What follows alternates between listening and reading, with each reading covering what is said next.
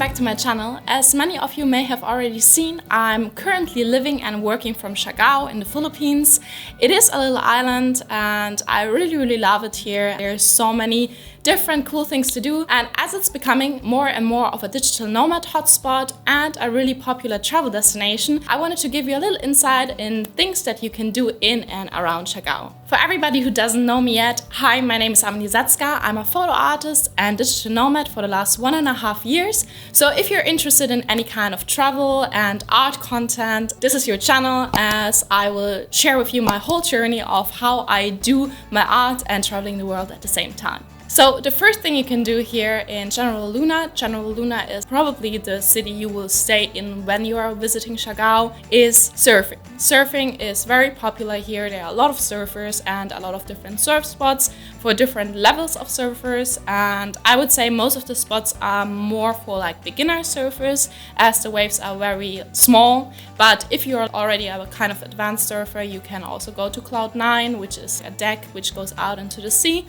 Or you can go with the boats to like little islands which are very close, and there are bigger waves over there. To rent a surfboard is super easy here as well. There are multiple different surf rentals along the beach. Usually you pay around 200 pesos, which is a bit more than 3 euros for renting a surfboard for an hour, and 500 pesos, which is around 8.50 euro for a surf lesson for an hour. The second activity, which is very popular here, which I honestly didn't really expect it when I arrived here, is free diving. There are a bunch of different free diving schools in and around General Luna, and you can either do a course with them, like your wave 1, wave 2, or you can go for fun free dives and just practice with them. I personally always have like my goggles, my snorkel and my fins with me while traveling, as I'm very much of a water person and I love to have like the freedom to go in the water anytime I want and just discover the underwater world.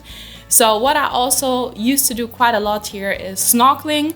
There are not necessarily like very crazy snorkeling spots, I would say, but it's still very nice as there's a lot of reef around like the whole island, especially the part where General Luna is. So you can see a bunch of fish and a bunch of like underwater sceneries. It's still cool to be like underwater and just like, you know, snorkel a little bit in the morning time. It is always a big pleasure for me. If you want to go snorkeling, the spots I would recommend is Secret Beach. It is like a beach a bit outside of General Luna, so you drive around half an hour, but it is a very beautiful beach. You can surf there as well. And another spot is in Santa Fe, which is like around 20 minutes up the coast from General Luna. And one very convenient spot where all of the free divers for wave 1 are training is just right next to Cloud 9. And if you're interested in like snorkeling, you can also rent snorkel gear right at the beach there. If you're interested to just take some snorkeling gear and go somewhere else on the island, I would recommend to just rent it at the dive center. That takes us to the next activity you can do, is like scuba diving. And I personally am a very passionate scuba diver. I love diving. And there's one dive center on the whole island, which is Palaka SIARGAO Dive Center. I personally had a very good experience there. I would say it's like a lot of dive spots for open water divers, so until 18 meters, but a bunch of them are also for advanced open water divers as me, so you can go a bit deeper and explore like deeper spots. They're not necessarily like the most interesting animals around here, so if you're very lucky you might see like baby sharks, but I haven't seen any. The most interesting sea animal I saw was a blue spotted stingray, and that was kind of cool, but it is more about like, you know, being underwater and just exploring the surrounding rather than like seeing a specific cool animal here.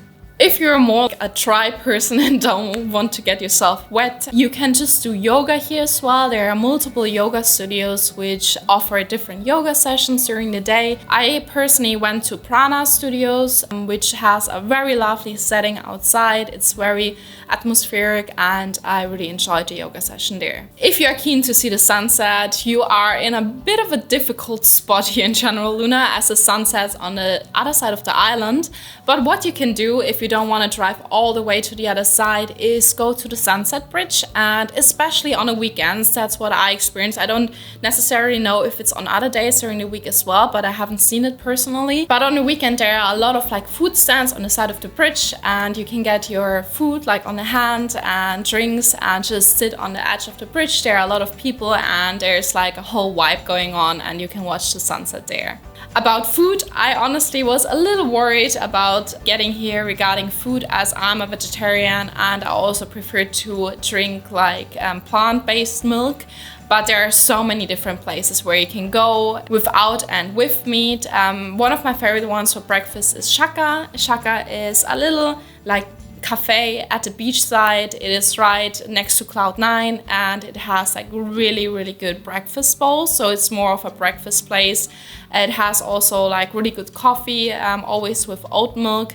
And I really enjoyed going there in the morning time. Another one of my favorite cafes here for breakfast is the Green Wave Cafe. It is not at the beachside, but more in the city center, and it has amazing like waffles and omelets, and the staff is really nice, so I would really recommend you to go there for breakfast.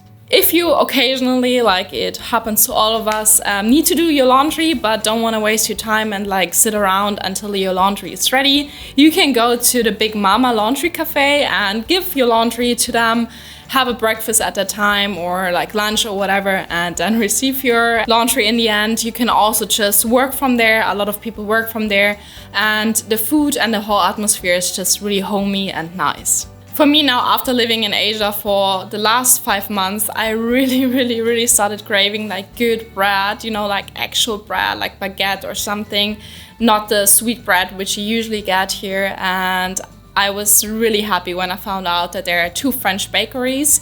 The first one is called Shanti Shanti, and it's really cute. It's like family run, and it's very chill atmosphere, very casual, and really good food. You can either eat there or you can take your baguette or your loaf of bread with you at home. They also have sweet stuff like croissant and pain au chocolat, and they also have really good drinks. So it was one of my favorite places to go to for breakfast or for lunch.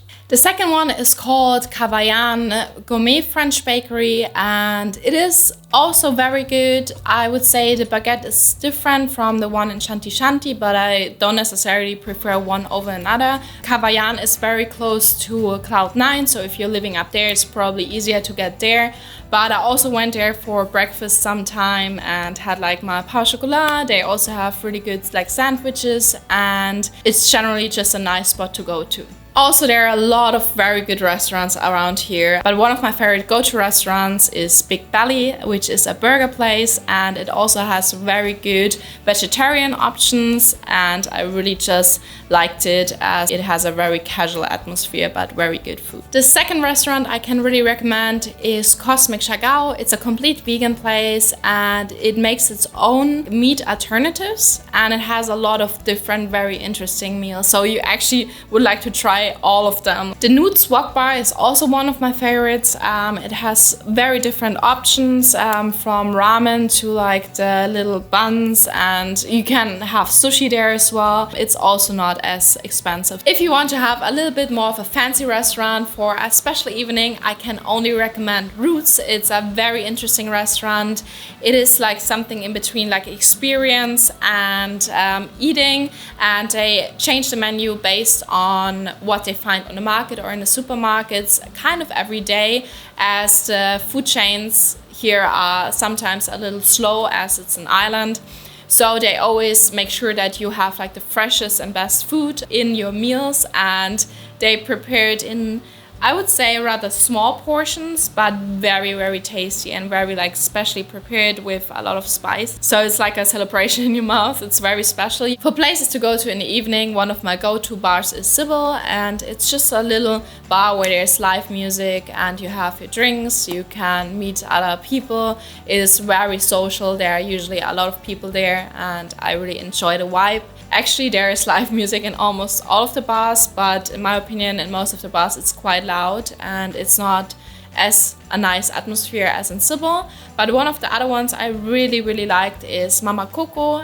They also have live music sometimes. They also have a DJ, and then there is more like of a party vibe going on, but usually it's more like a chilled bar vibe with live music and you can have your drinks. And last but not least, trips you can do here in and around SIARGAO. One of the ones I would very much recommend to everybody is just to go out of General Luna, out of the south of SIARGAO, and just explore the north. It is much more rural, much more quiet with nature, and there are a lot of really amazingly beautiful beaches, especially on the east coast of SIARGAO.